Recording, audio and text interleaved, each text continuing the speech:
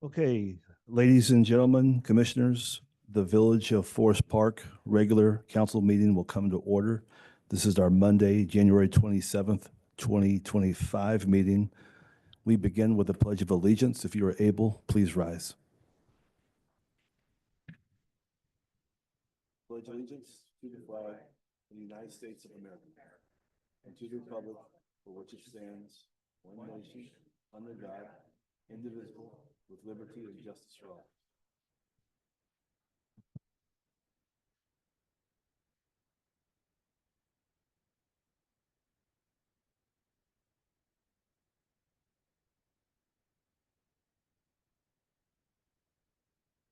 Madam Clerk, would you please call the roll? Sure. Commissioner Maxim, Commissioner Nero. Here. Commissioner Mellon Rogovin. Here. Commissioner Vogt. Here. Mayor Hoskins. Here. Okay, approval of the minutes from the January 13th meeting of the regular council meeting. Is there a motion? Thank you. It's been moved by Commissioner Maxam. Is there a second? Nero second.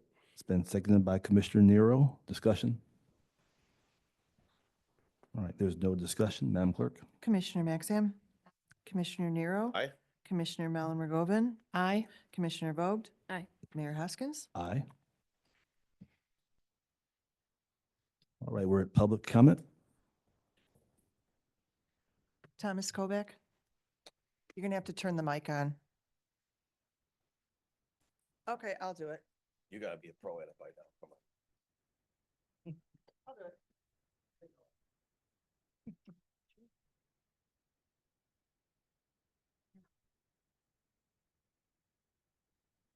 I am here this evening with some recommendations and observations regarding pending zoning changes. I was prompted by an article recently in the Forest Park Review concerning Mr. Bob Cox and the formation of a committee, training sessions and that with regard to zoning, I guess to facilitate people having a better understanding of how this matter works. Some observations. Forest Park Review. I unfortunately quite often find it like Sean Hannity on Fox News covering Donald Trump. It's like one kind of news for District 209 and something way different when it comes to the Village of Forest Park. Some things are just not covered, avoided. Euphemisms. Certain things I think we absolutely need to do before we go forward with major changes to our residential zoning codes. I mentioned this before, other than just this colored map, we need to have every single street, every block identified by the property numbers and the type of property that is on those blocks. So we can have a detailed understanding of when you propose certain changes to the code, what the potential impacts are for existing properties. Right now, it's very hard to tell. Secondly, I would like for the zoning director to be required to maintain a log of all parties with whom he meets and what the subject matter was and the identity and the location of a property, if that is a matter of discussion. I would also like, if such has occurred, I would like to know if there are existing considerations that would be impacted by changes to the existing zoning code. Right? As far as getting greater participation in these matters, I think we had to have far greater publicity than what currently exists when an ordinance is being proposed. With regard to changes in the residential code, there was a single line item in the agenda put on the Friday before the Monday meeting. October 15th, 2024, amend Title 9, Section 3 of Zoning Code, item number 10.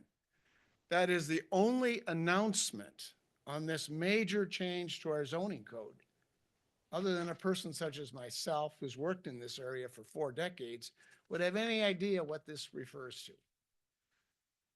You know, we can have a banner for meat and, you know, bratwurst or whatever, German fest, this fest and that fest. You have a very, very important thing. How about a banner telling the people of Forest Park, hey, Mr. Kovacs, you've exceeded 3 minutes, so go ahead and wind No, all down. right. You can finish, but wrap it up. so that's it. I hope you understand where I'm coming from. We need greater clarity and greater transparency in this process and greater participation. Thank you. Linda Sabula.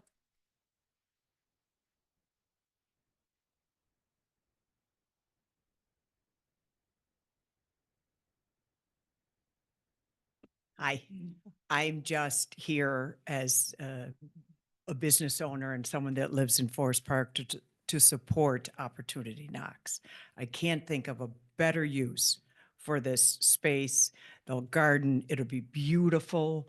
It won't be an eyesore and they'll take care of it. And it'll just bring more people into the community. We can start having, farmers market on Sunday, and it really will be locally grown. So that's all I have to say. Thank you, Linda. No Any more. more? No No. more? Okay. Mm-mm. All right, Commissioners, that concludes public comments for tonight. There are no formal communications before the council. In terms of department reports, you each should have had the police report for November and December and the 2024 annual report from the fire department. If there are any reactions to either of those reports, now is the time. Commissioner Maxim. Yeah, I won't talk a whole lot about it because I did last meeting, but I want to thank Chief Hankus for this time for the annual report. It's really interesting. It has, things that happened last year. It has goals for the upcoming year, and just a lot of information and photos. And I think if anyone's interested in learning, what happens in our fire department, it's a really good resource. So it's available on the website in the meeting packet. And thanks also to the police for their report. That's it. Commissioner Mellon McGovan. Yes, I also wanted to recognize the outstanding work of our police and fire department.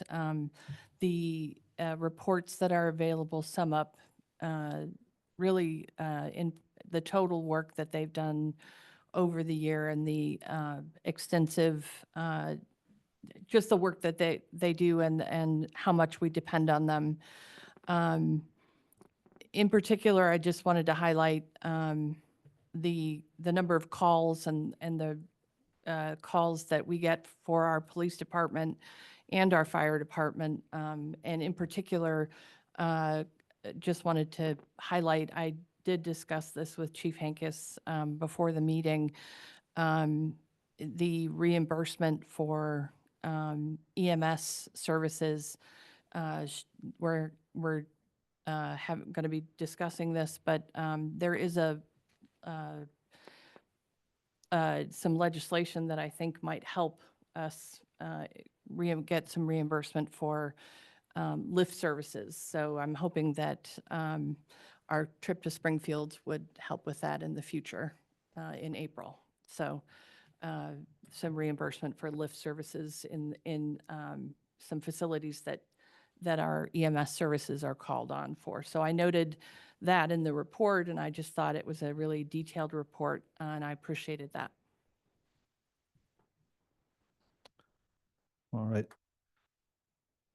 I think we're at bills by resolution. Madam Clerk, whenever you're ready.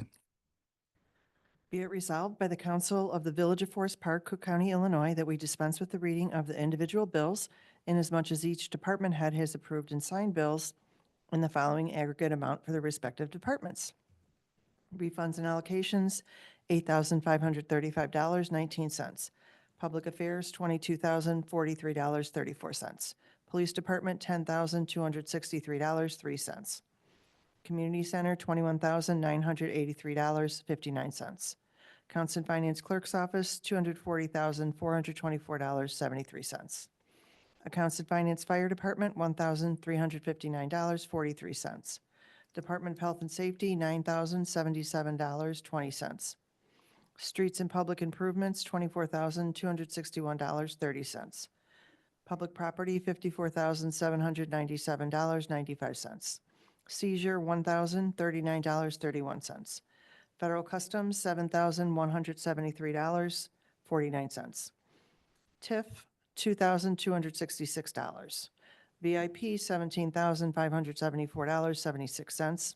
Water Department, $226,644.99 for a total of $647,444.31. Thank you, Madam Clerk. Commissioners, is there a motion to adopt the resolution on the bills? Thank you. It's been moved by Commissioner Maxam. Is there a second? It's been seconded by Commissioner Nero. Madam Clerk? Commissioner Maxam, Commissioner Nero, Aye. Commissioner Mellon Rogovan, Aye. Commissioner Vogt, Aye. Mayor Hoskins. Aye. This is Resolution R-09-25. Thank you, Madam Clerk. Commissioners, we're moving down to new business. The first item is a presentation from our auditor.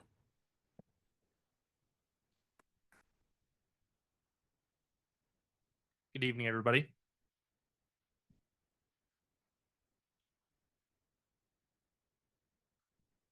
My name is Joe Loudon. I am the village's audit manager. I'm here on Lauterbach and Amon's behalf tonight to present to you your 2024 annual financial report.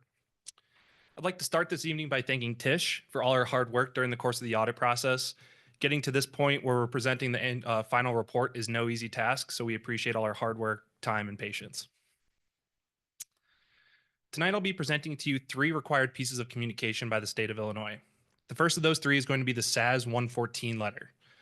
If you have the communication open, it's going to be the smallest packet that you have.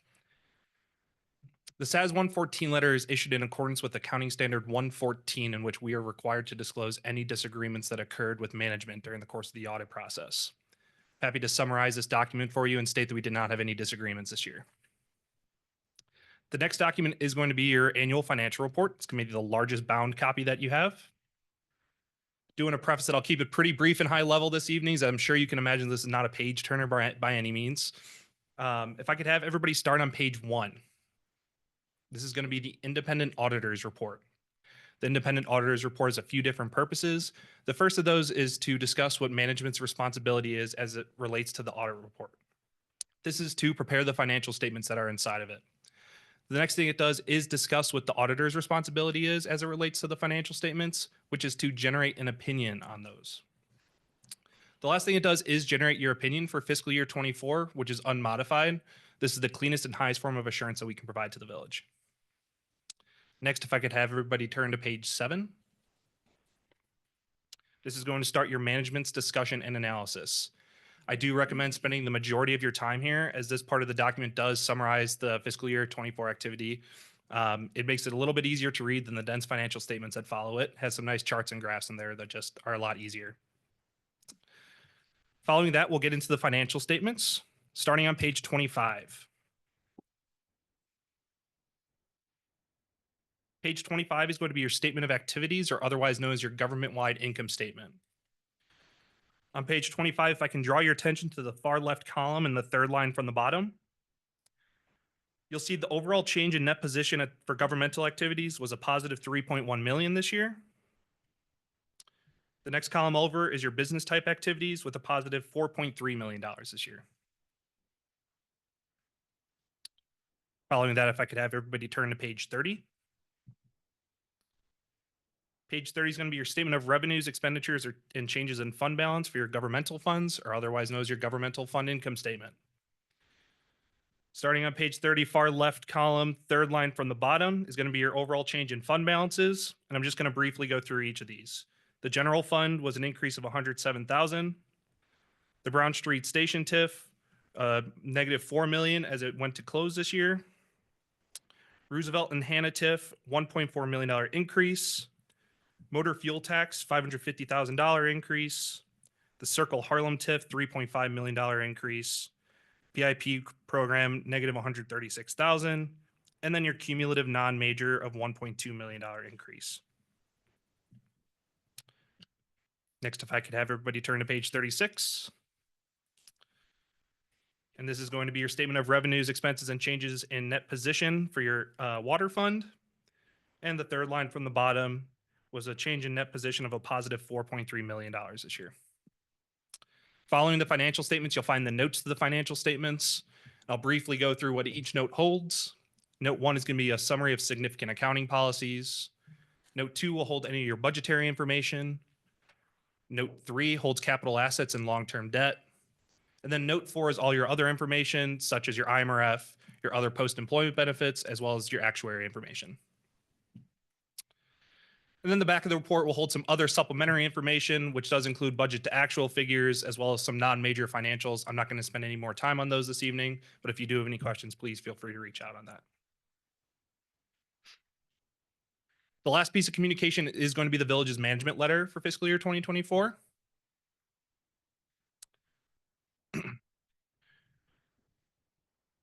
There's one new current recommendation for deficit net position this year. And then following that, you have some prior recommendations. There's a couple internal policies. One for police and firefighter pension funding. And you'll notice that the pension funding did increase from 2023 to 2024. But just as our recommendation, continue to get in touch with your actuary to determine what the best practice is to make sure that gets fully funded. One for funds over budget. Then funds not in compliance with fund balance policy, and just highlighting the general fund in 2024. And just making sure we're continuously evaluating the operating budget for that to make sure that we're in compliance with the fund balance policy that the village holds.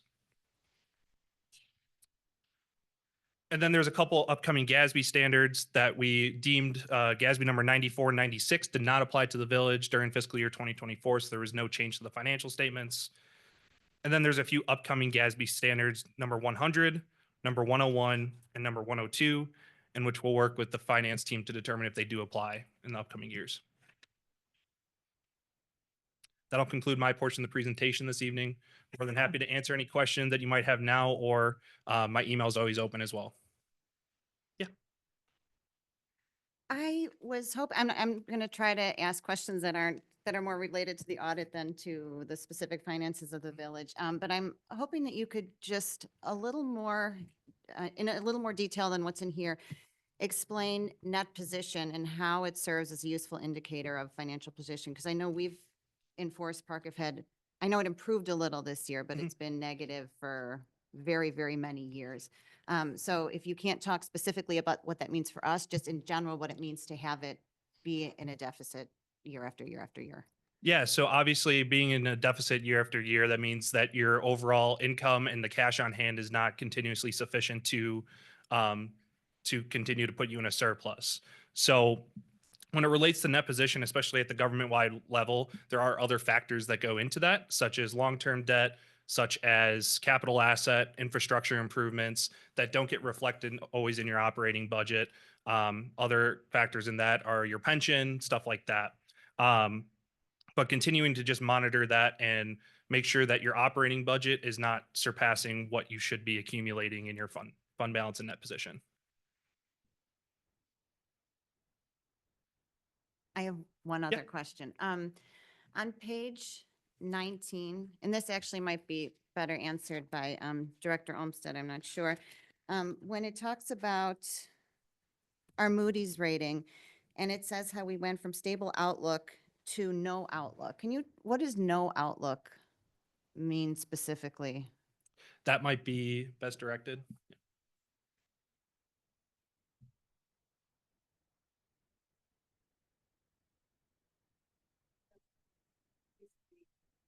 There is this stable or negative outlook because our bond is up and there's no future outlook.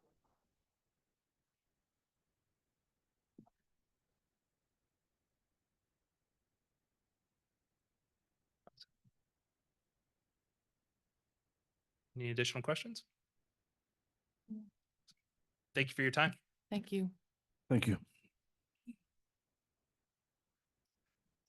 Okay, next up, presentation by Opportunity Knox.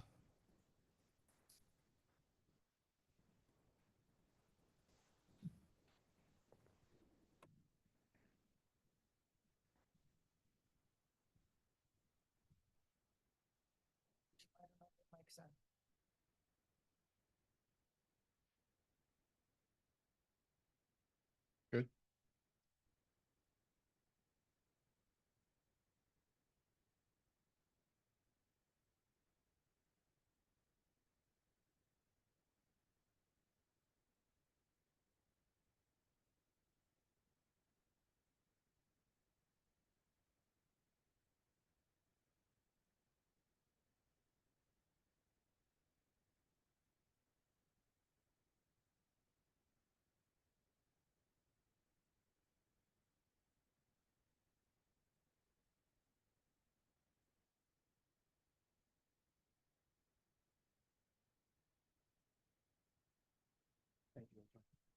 I want to thank you for having us first. We appreciate having the opportunity to come here and speak about some of the things that we've been visualizing and some of the ideas that we have. I always like to start a thing like this with gratitude. In preparing this presentation, I look around and do an inventory on all of the depth of our partnerships in this community since we started. And it was really cool to see like how much we've done here, how many friendships, how many partnerships we have.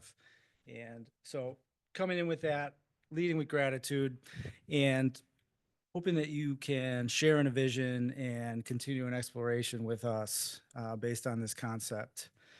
So starting with who we are, a little bit about our mission and the vision that we have. Just kind of reading this verbatim because I think it's important to get it just right. We envision an inclusive community where all individuals experience access, presence, and support. And we will work to help build the community that is open and embracing to everybody in every way, all of its places. We believe the communities are at their best when they are fully inclusive of everybody.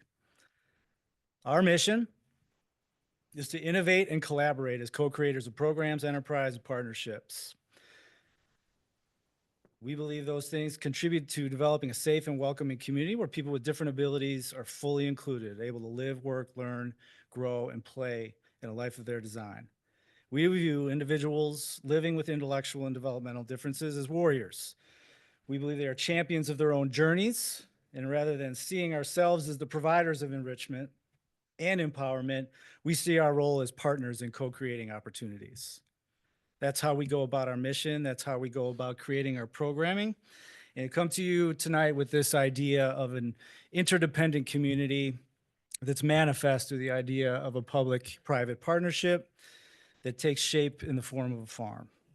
Now, our partnership objective is to develop and nurture community partnerships that facilitate collaborative programming and shared spaces, enhancing the integration and interaction between warriors and the broader community, thereby demonstrating the mutual benefits and essential interdependence of these relationships. So this is just a little bit of cut and paste right out of our strategic plan, which we just finished last year. So testing some of this out, it's kind of fun to have a forum for it. All that said, it's the underscore for what we're doing with Knockout Enterprise. I think you probably have seen, I hope you have seen to some extent, some of what we do with the enterprise.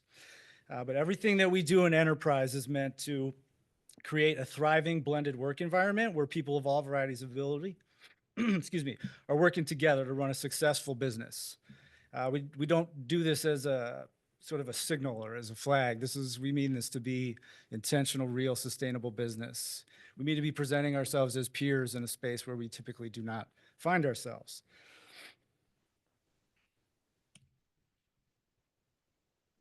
In a circle, really, enterprise is that. It is creative culinary and agriculture initiatives that connect to and from the Knockout Farm and the Knockout Kitchen. And our purpose in all the things that we do with enterprise is to create an environment that's safe and supportive and showing ourselves and our abilities at the forefront.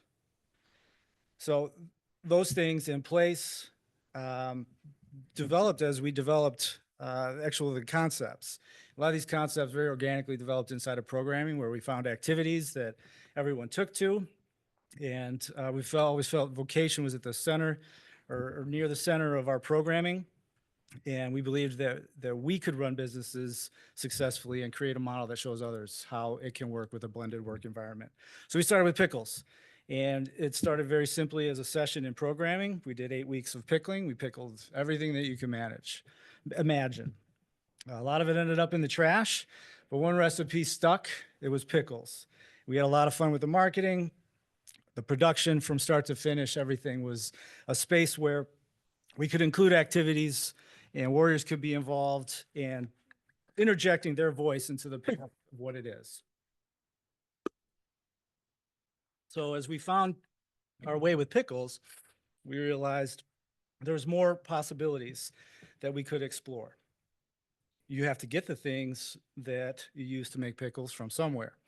So we felt we could wrap a space from one to the other, build out some additional enterprise activities inside of the kitchen to connect with the pickles, and all derived from the farm. So the farm is a space we're here to really talk about tonight and the vision that we have for a partnership with the village. We believe the farm is this beautiful potential space. We've seen it manifest in a certain way in a very limited space of where it has been. And what we want to do is explore that in a bigger and broader way that really will allow it its full chance to grow. A lot of puns in here. So I'm just going to say a lot of puns. So we think through community partnerships and accessible design, the farm yields a meaningful work opportunity space for warriors from the planting of the harvest, the seeds, and all the way through, supporting our mission to foster growth and connection. I wanted to show you a little bit about what the farm has been and where it has been. So I pulled together a little bit of a collage just to point out what it is we bring to the table, frankly, as a partner. The space we've been in over these last 8 years has been a private space. So everything that we brought to that space has been through our network and resources. We approach everything in partnership with that same mindset. So we're not here to ask you for anything. We're here to ask you to build something with us. So upper left, you can see what the farm space looked like before we got there.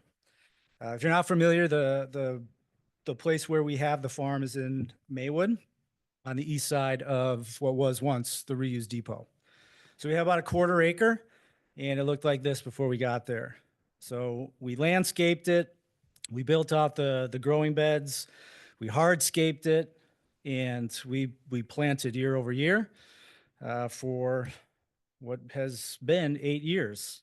So I think, interestingly, over the years, it's important to point out kind of what we have built from the ecosystem to the accessibility. I think what we have done and what we wish to do in the future is a very unique design. And it is fully accessible. It is also very environmentally sustainable.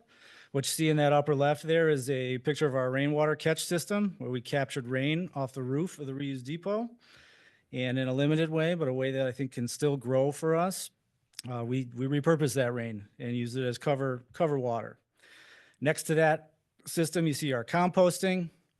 Over there, you see some heavy machinery. We got a lot of friends in the trades, so they helped us do a lot of the hardscape, patios, ramps, everything so that every space on the farm was accessible to somebody who may have a mobility difference. So it gives you a sense of kind of what it looked like in the end. And this gives you a little idea of what we did in 2024. On the right side, that little donut bar graph is going to show you where the harvest goes. Last year, we had a very resurgent year. 1,085 pounds of food was harvested off the farm. We had our farmer in her second year, Harlow over there, did quite well to kind of raise the crop line. And this is where it goes for us. We use it in programming to generate and support wellness activities. We use it in enterprise to support the vocational endeavors, Knockout Pickles, Knockout Catering. And we also use it in a charitable way. So we have a number of local food pantries and community fridges that we connect with to help make sure there is as little as possible waste. Additional highlights of this last year, we were a presence at the Riverside Farmers Market. We built our Warrior farmer employment numbers up to 4. Again, still resurgent, but we got a couple of Warrior farmers in the house tonight. We got Ron over there. We got Nick over here. We launched Seed Start sales. We trialed out a number of new packaged goods. We had pop-ups at various local Forest Park establishments. And in November, we relaunched catering. We are proud to be doing our pickle production and our catering at Events by Sabula.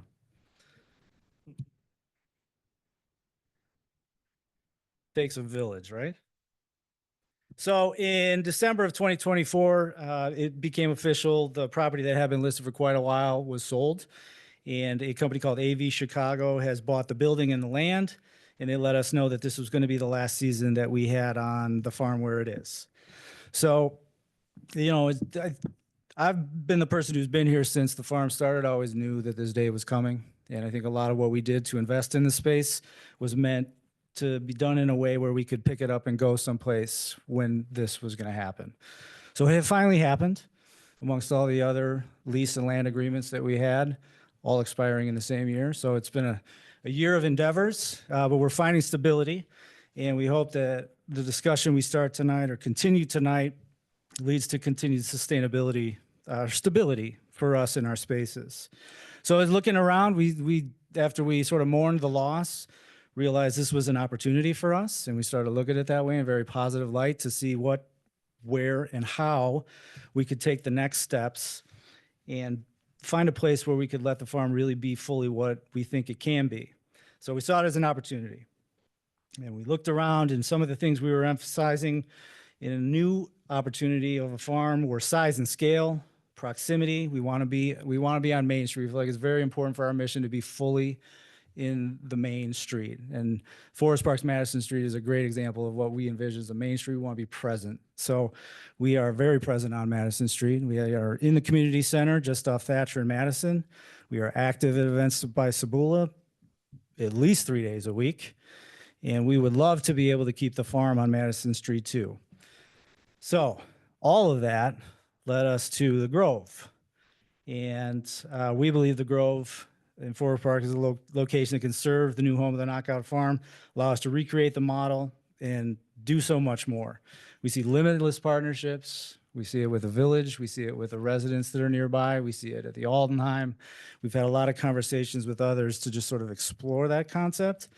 And every conversation we have encourages us to keep pushing forward the idea and keep exploring how we can make it happen. What we see in the Grove, we see that there's a lot of active already existing use, which we'd love to blend into. We see existing structures that we would love to help improve and get the most out of. We see utilities, which is something we've never had minus water, which would be amazing. We see many prospects for accessibility. We see a community that supports a mission. We see a community that supports green space. We see a beautiful natural landscape, a friendly village hall, friendly neighbors, and like I said, proximity to Main Street and space to grow. What we think we bring to a partnership in this context is a very unique model. You will not find urban agriculture quite like we do it, with the hinge that we have on accessibility. So we bring that unique model, we bring our mission, we bring our community and our network, we bring our organization, our expertise in these types of things. We bring ourselves as a committed partner, a community collaborator, a steward of land. We are builders, we are innovators. We have like I say, the network to develop and bring resource to the space. I think we have the opportunity to create a very interesting public-private partnership. Workforce development is a key aspect of what we do on the farm. Mixed ability interactions, multi-generational interactions, a very unique and thriving food system, accessible urban agriculture, biodiverse ecosystem, sustainable grow practices, all these things we think we bring fully to this partnership. And we want to present ourselves as such. We take farming seriously, we take our mission seriously, and we would bring that level of care to this partnership. This is a listing that it was really hard to fit on one page. These are all of the active partnerships that we have just on Madison Street and in the near Forest Park community.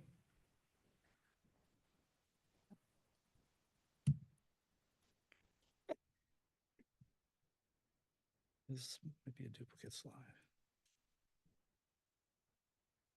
So I want to reiterate the excitement that we have for this, the passion that we have for the farm, the vision that we have. We don't just come here without having done some homework too.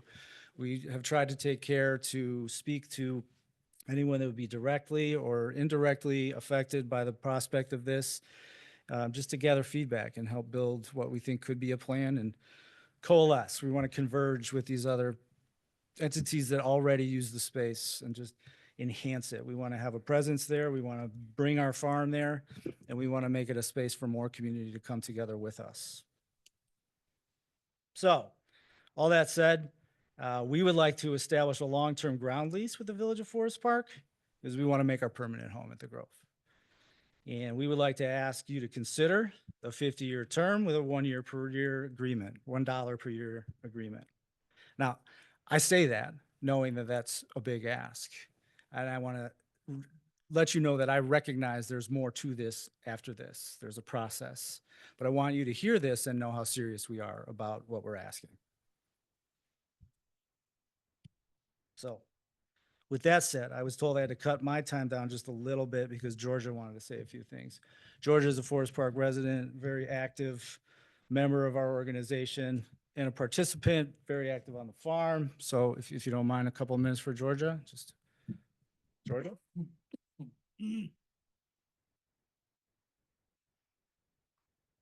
Probably take this one.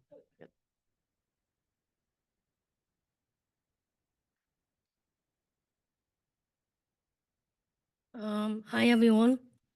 Hi. Hi. My name is Georgia Hunter, and I am one of the original warriors of Opportunity Knox since 15 years running. I was part of the OK Catering team since 2017, and doing Knockout Pickles a year later after that as well. Part of all was actually part of the OK Farm, along with Hala Rigetti and Chef Goophout. Being part of my experiences involving OK had changed my entire life. Since the Comedy Brothers opened the OK door for all of my friends. And now I am here to talk about the OK Farm. Based on my enjoyment at the farm, our purpose on the farm is to learn, grow, and connect with our community while we produce high quality vegetables to feed our enterprises and fuel our wellness. My favorite part of working there is planting flowers and learning different types of seeds from the vegetables in the soil. We need your approval to give us a fun location so we can plant moving forward. Please give us your support towards the farm and our mission to grow more. Thank you.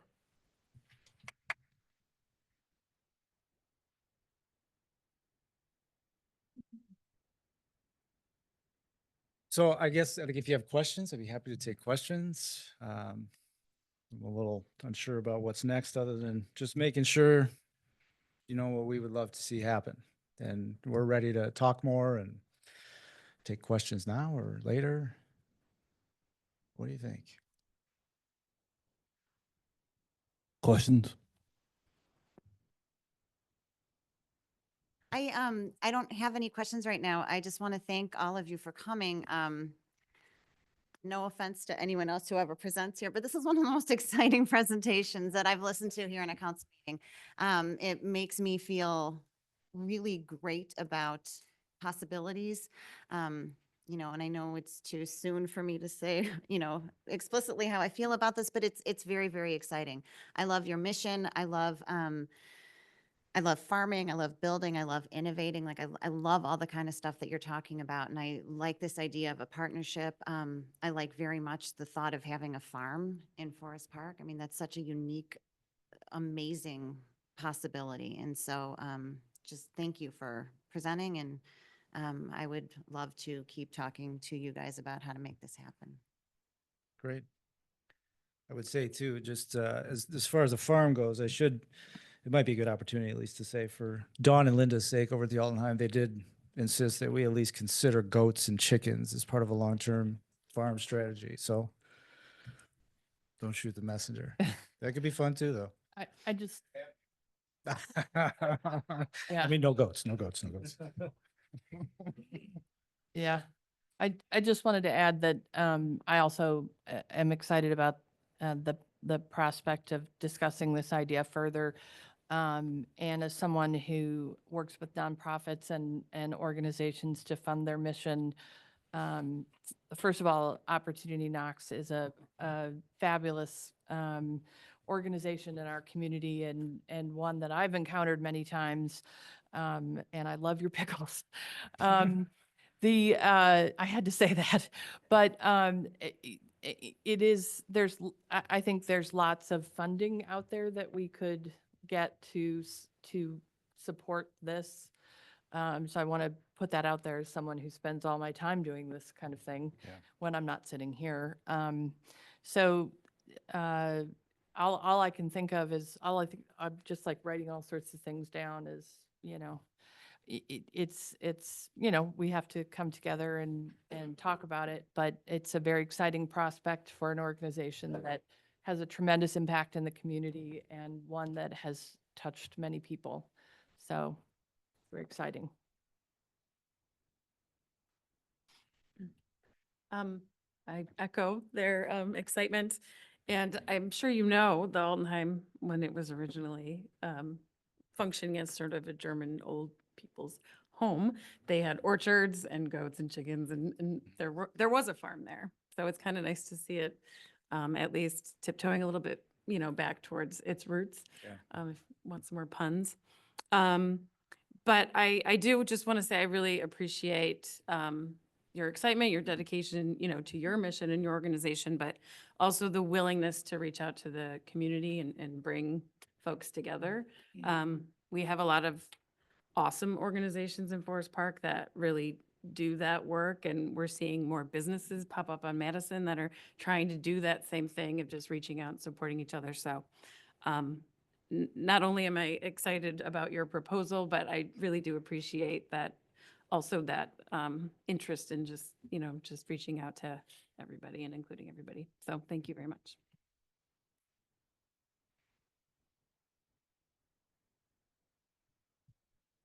Thanks again for the opportunity. Thanks.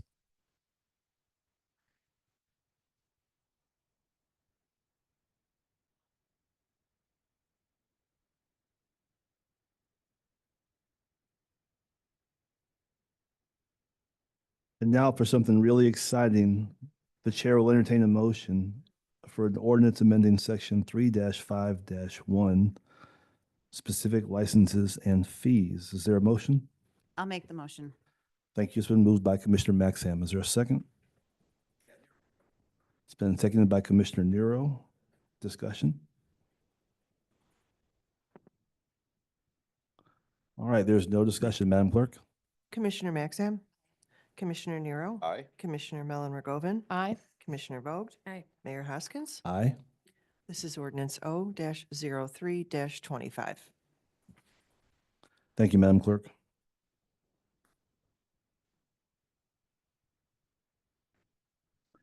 Commissioners, next item is an ordinance amending section 1-8A-3 titled General Purchases.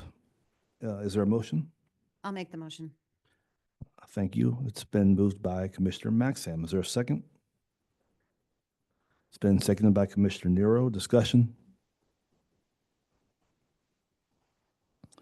Okay, there's no discussion. Madam Clerk? Commissioner Maxam, Commissioner Nero, Commissioner Mellon Ragoven, Aye. Commissioner Vogt. Aye. Mayor Hoskins. Aye. This is ordinance O-04-25. Thank you, Madam Clerk. Commissioners, next item is an ordinance waiving the bid requirement and authorizing the acceptance of a proposal for IT coordination and consulting services between the village and Proxit, Inc. Is there a motion? I'll make the motion. It's been moved by, thank you, it's been motion by Commissioner Maxham. Is there a second? Nero, second. Second by Commissioner Nero. Discussion. All right, there's no discussion. Madam Clerk? Commissioner Maxam, Commissioner Nero, Commissioner Mellon Ragoven, Aye. Commissioner Vogt. Aye. Mayor Hoskins. Aye. This is ordinance O-05-25. Next item is an ordinance authorizing the sale or disposal of surplus property of the village. Is there a motion? I'll make the motion. Thank you. It's been moved by Commissioner Vogt. Is there a second? I'll second. It's been seconded by Commissioner Mellon Ragoven. Discussion? There's no discussion. Madam Clerk? Commissioner Maxam, Commissioner Nero, Aye. Commissioner Mellon Ragoven, Aye. Commissioner Vogt. Aye. Mayor Hoskins. Aye. This is ordinance O-05, I'm sorry, 06-25.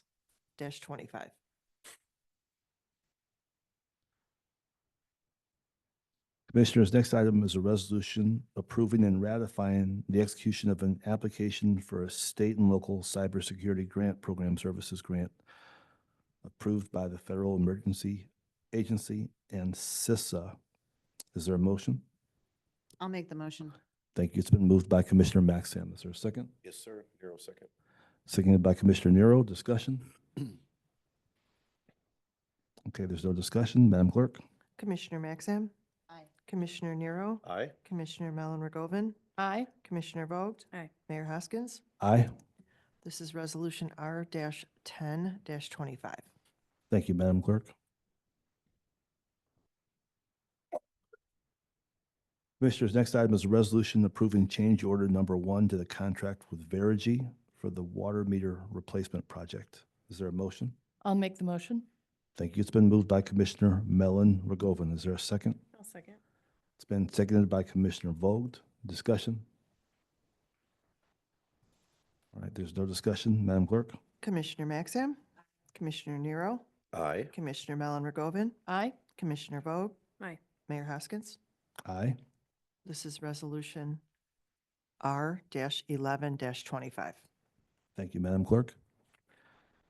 Commissioners, next item is a resolution approving and ratifying the execution of an active shooter training drill, training participation agreement with Adventist Midwest Health, DBA, University of Chicago Medicine in LaGrange. Is there a motion? Thank you. It's been moved by Commissioner Maxim. Is there a second? Yep, Nero will second.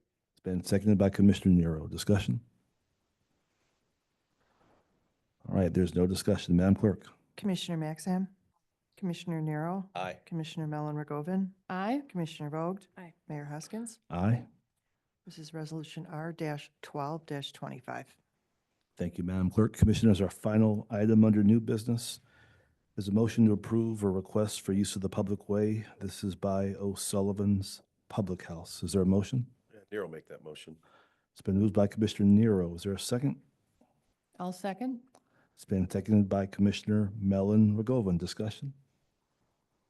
All right, there's no discussion. Madam Clerk? Commissioner Maxim, Commissioner Nero, Aye. Commissioner Mellon Ragoven, Aye. Commissioner Vogt, Aye. Mayor Hoskins. Aye.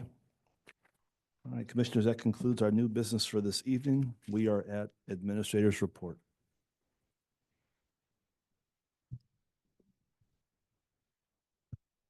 Okay, so I think everybody's aware that we've been doing lead service replacement as we've been doing water mains throughout town. I'm very excited to announce that this week we had a pre-construction meeting for our lead service line replacement project that will only involve the private side. So we're going to be doing from the B-box to the private side without any water main work going on. So I just want to make sure that residents who are part of, right now, we are scheduled to do 2 stages this year in 2025.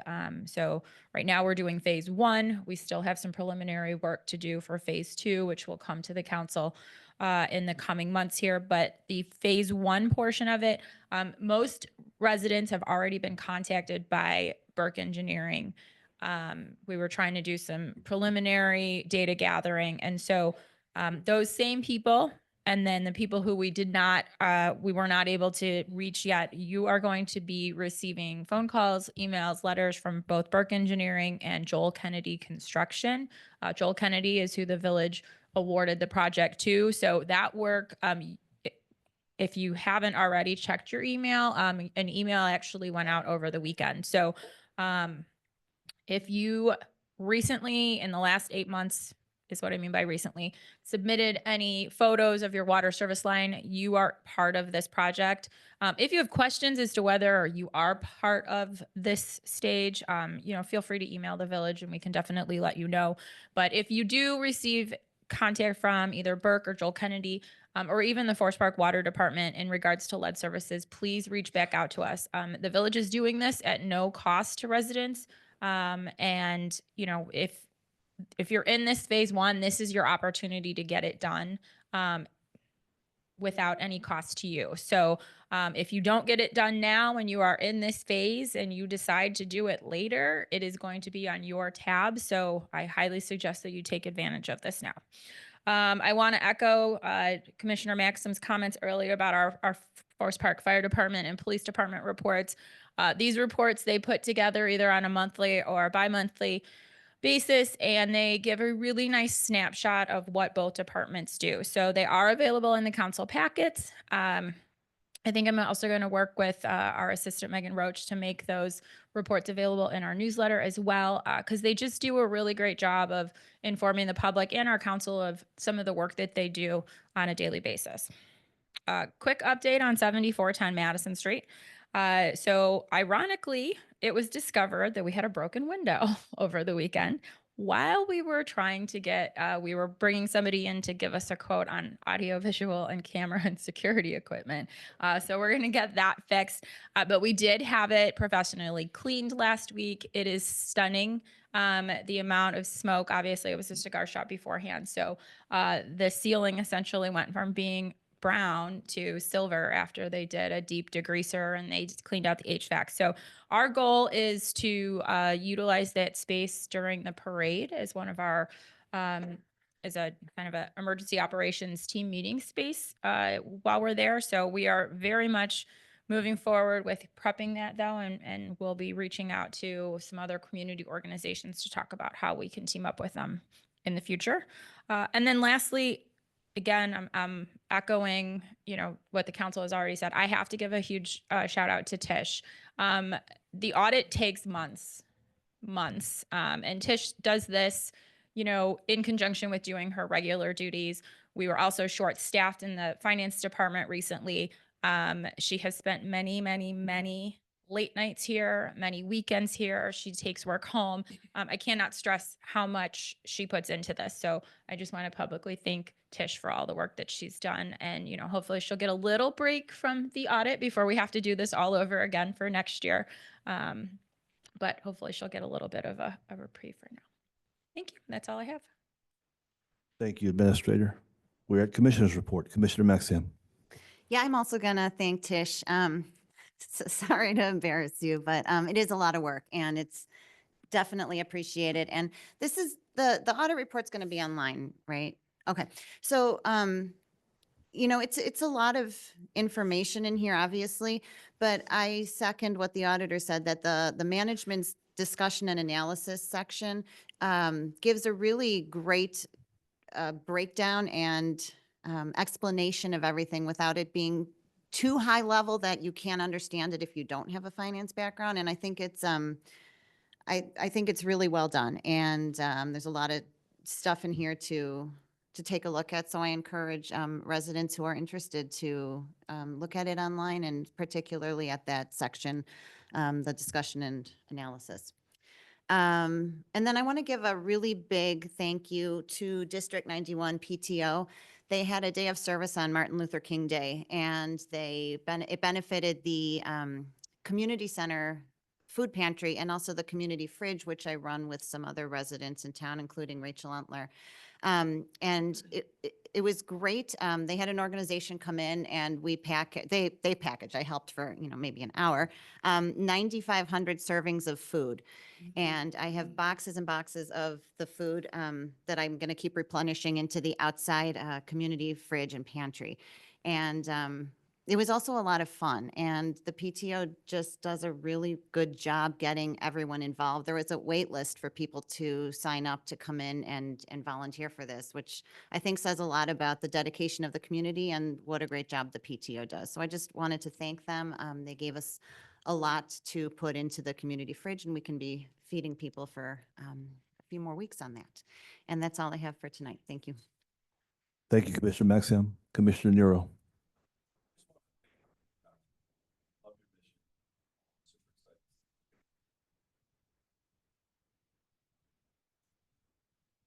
Thank you, Commissioner Nero. Commissioner Mellon Rogovan.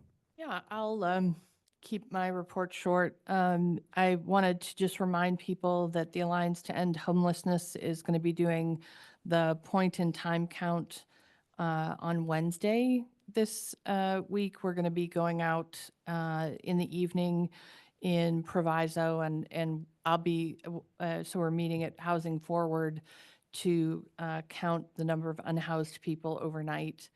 And this is what helps us to obtain funding locally at the county-wide and at statewide and federally for people who need services who are facing homelessness.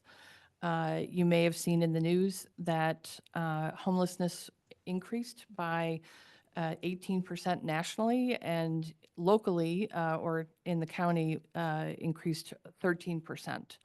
And that was because people volunteered to do the point-in-time count.